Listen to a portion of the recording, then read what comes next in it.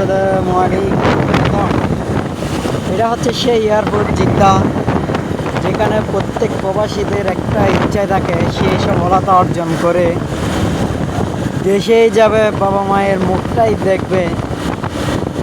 কিন্তু আসা অনেক সোজা, কিন্তু যাওয়াটাই অনেক কঠিন। এটা হচ্ছে সেই এয়ারপোর্ট জিদ্দা। এটা হচ্ছে সবচাইতে বড় এয়ারপোর্ট জিদ্দার মধ্যে।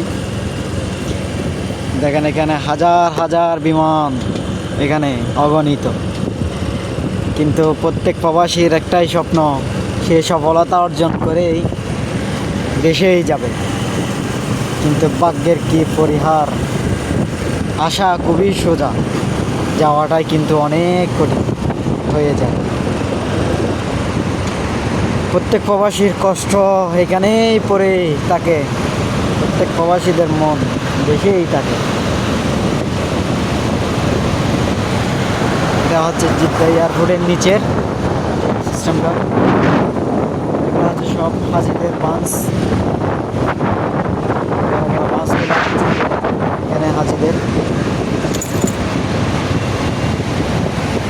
আর আমিও যাচ্ছি একটা অর্ডার দেওয়ার জন্য, সামনে